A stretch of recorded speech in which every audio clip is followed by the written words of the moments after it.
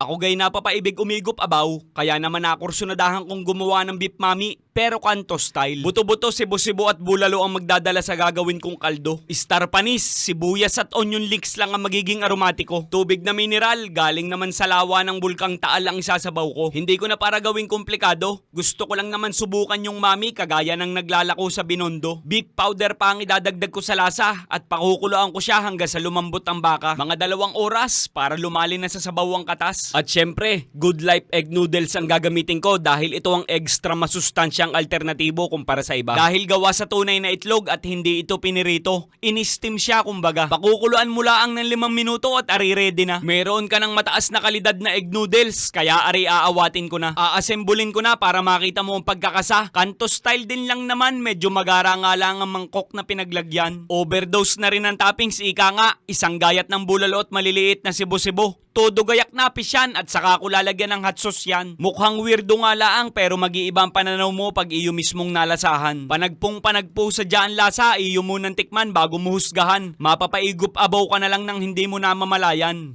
Ay inang!